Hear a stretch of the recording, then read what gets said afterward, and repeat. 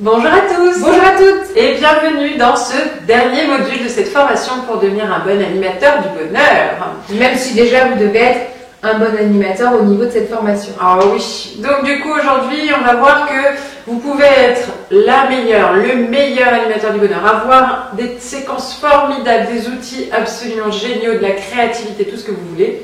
Si vous n'avez personne dans votre atelier, ça va pas être top quand même. Et oui. Donc un point important aujourd'hui, nous allons voir comment faire venir du monde à vos ateliers. Et donc la communication. Voilà. Donc par où commencer? Alors par quoi tu veux commencer? Il y a plein de façons de communiquer. Donc effectivement, moi je vais prendre la partie qui me plaît le plus, dans laquelle je m'éclate vraiment. Les réseaux sociaux. Sans déconner. On va tomber. Alors comment communiquer via les réseaux sociaux pour attirer du monde à des ateliers du bonheur par exemple? On peut créer une petite page, que ce soit sur Facebook, sur Google+, sur Twitter, sur Instagram, tous ces petits réseaux qui fonctionnent beaucoup. Effectivement, il vaut mieux, c'est pas tellement sur Viadeo, LinkedIn, les réseaux professionnels, c'est plus sur ces réseaux-là, plus communautaires. Un atelier du bonheur, c'est plus dans une énergie communautaire que professionnelle. Donc effectivement, c'est les réseaux déjà à cibler. Voilà. Ensuite, qu'est-ce qu'on peut partager sur ces réseaux-là, sous quelle forme? Alors, on peut partager justement le fameux thème de l'atelier du bonheur, on peut partager les photos qu'on a prises durant les premiers ateliers. On peut aussi demander justement, avec les autres animateurs qui sont déjà en place, de créer un lien pour que comme ça, ce soit visible beaucoup plus facilement sur tout le réseau internet. Voilà, par exemple, vous pouvez aussi proposer des petits exercices sur internet en disant voilà, cet exercice est tiré d'un atelier du bonheur, si ça vous intéresse, le prochain est tel jour. On peut faire des petits trucs ritualisés, par exemple des petites images. Les images, ça marche bien sur les réseaux sociaux. Des citations sur les images. Citations sur les images, mais sur le thème du bonheur, vous postez une citation et en dessous vous mettez un message. Vous aussi, vous voulez plus de bonheur dans votre vie, rendez-vous au prochain atelier du bonheur. Et les gens vont partager parce que les images se partagent. C'est viral. Ça marche bien. Il n'y a pas que les images, il y a des vidéos aussi sur internet qui marchent très très bien. Vous pouvez mettre des vidéos inspirantes de modèles de personnes qui, au travers de leur vie, sont justement dans ce moment de bonheur et que malgré des histoires qui pourraient être perçues peut-être par monsieur et madame lambda comme quelque chose de catastrophique, finalement qui s'en sortent parfaitement bien et qui sont heureux aujourd'hui. Donc vous pouvez mettre des vidéos vraiment de qu'est-ce que le bonheur, c'est quoi le bonheur. Il y en a plein, sur YouTube vous tapez vidéo sur le bonheur, il y a plein de chaînes dédiées au thème du bonheur, vous pouvez aussi en créer vous-même, en tourner.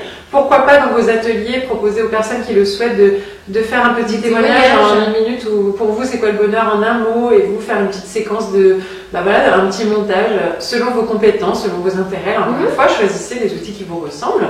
Si c'est plus simple, vous partagez des vidéos déjà existantes, ça marche très bien aussi.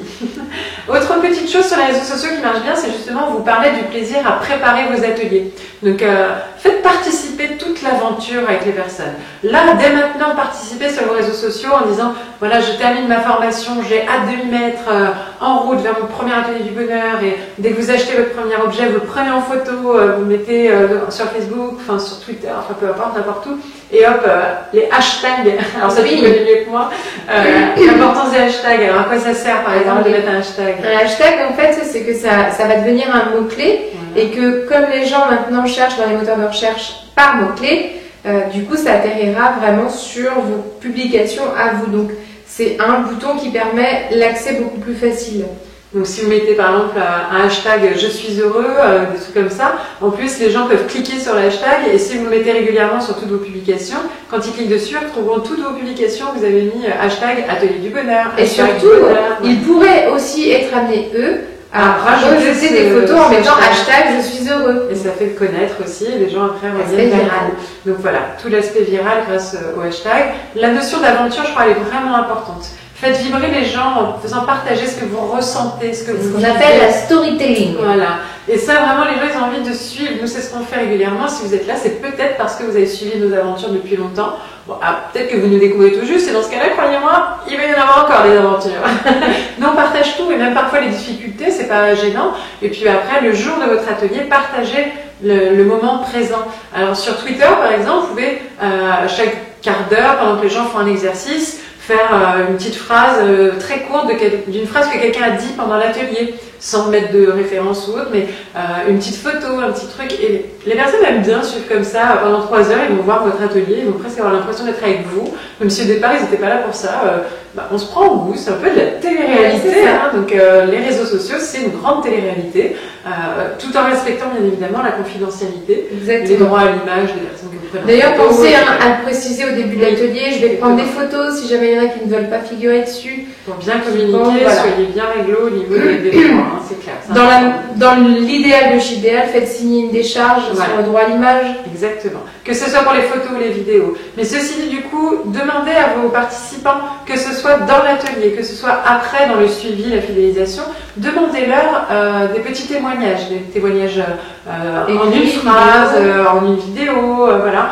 Si vous deviez retenir 3 mots de cet atelier, qu'est-ce que ce serait? Et vous, du coup, vous avez du contenu pour mettre sur votre site, parce que du coup, après les réseaux sociaux, ou même avant, ou en tout cas en parallèle, ou s'il n'y a pas vraiment d'ordre, tout est à son importance, avoir une page, un site, un blog, quelque chose sur lequel vous parlez de vos ateliers du bonheur et où on retrouve surtout des informations sur vous, sur l'atelier, les ateliers que vous avez déjà animés, les dates, les prix, voilà, tout votre approche, c'est quoi la psychologie positive, c'est quoi le bonheur pour vous, des illustrations de votre univers, les précisions sur le lieu, les fameuses indications.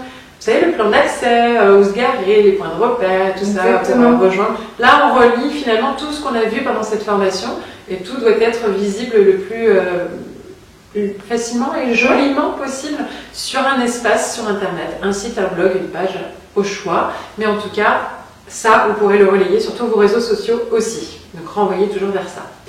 Alors, en dehors d'Internet, on a aussi d'autres moyens de communiquer. Alors, du coup... on peut se faire connaître en allant mettre des affiches dans des magasins bio, dans des magasins qui sont en lien, des bibliothèques, qui sont toujours en lien. On peut penser au lieu qu'on vous a parlé dès le départ, où vous saviez que vous pouviez animer, ben voilà, dites-vous que ces personnes qui vont dans ces magasins sont attraits à quelque chose de lien avec le bonheur. Donc, n'hésitez pas à mettre des petites affiches, des pensées, les spas, même les salons de coiffure, pourquoi pas, soyez innovants. Là où les gens ils prennent du temps pour eux, pour prendre soin d'eux, les esthéticiennes.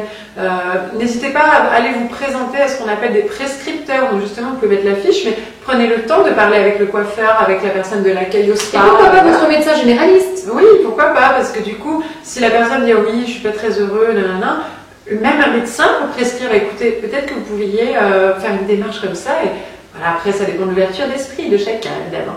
Ça marche pas, vous aurez essayé. Tous les professionnels du bien-être, donc quels qu'ils soient, les thérapeutes, les coachs, les sophrologues, etc., peuvent aussi vous renvoyer des gens. Un bon moyen de communiquer, c'est peut-être d'organiser un atelier en invitant gratuitement tous les professionnels locaux les plus proches de chez vous pour qu'ils viennent expérimenter, tester et que du coup, forcément, si un jour quelqu'un vient leur dire j'aimerais bien être plus heureux, je ne sais pas comment faire, là, ils penseront à vous et vous leur laissez évidemment le fly, la carte de visite. Tiens, d'ailleurs, on en arrive aux supports. Les supports de communication, à vous de choisir. Alors, j'en ai cité 2 déjà, mais carte de visite, les flyers, tu as cité les affiches aussi, les flyers, les signatures de mail. Les signatures de mail aussi. Voilà, il y a plein d'endroits où il faut vraiment être visible, communiquer et réaliser à partir d'images et d'un intitulé. Donc, ça va être votre nom et votre prénom que vous voulez diffuser. Et animateur, animatrice du bonheur, atelier du bonheur de telle ville, téléphone, mail. N'oubliez pas de mettre ça partout. Donc, sur tous vos supports.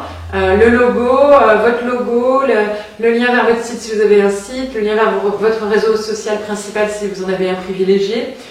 Communiquez en vous rendant accessible, joignable pour que les gens puissent vous contacter facilement et rapidement si jamais ils veulent avoir des informations. Le but de la communication n'est pas encore de les faire s'inscrire. Le but de la communication, c'est déjà d'entrer en contact avec vous, que ce soit par mail ou par téléphone.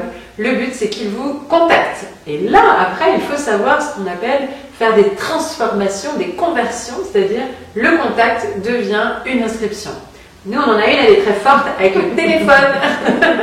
Donc chez nous, eh ben, notre but, c'est que les gens appellent le numéro de téléphone. Et c'est Anne-Laure qui, elle, va au téléphone encore plus donner envie de venir rejoindre. Et là aussi, c'est une stratégie de communication. Ça se réfléchit. Oui, et c'est vrai qu'on a bien réfléchi et ça marche bien. Mais parce que c'est notre fonctionnement à nous, à vous de trouver le vôtre. C'est important. Donc communication papier, communication locale, communication dans les événements, les salons, festivals, vous savez, tous les trucs organisés par la ville, la mairie, des trucs comme ça. Animer soi-même des conférences, participer à des ateliers, voilà. N'hésitez pas en tout cas à être présent dans tous les événements près de chez vous, voire même en dehors, mais plutôt près de chez vous, là pour le coup, c'est plutôt la communication locale. Et donc voilà, pour terminer, on voulait conclure aujourd'hui avec une fin surprenante comme on les aime.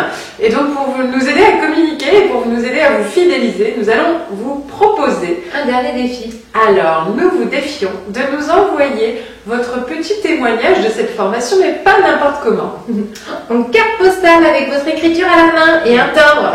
Une vraie de vraie, la carte postale de votre choix qui représente le bonheur pour vous. Et derrière, vous nous faites votre petit feedback de cette formation.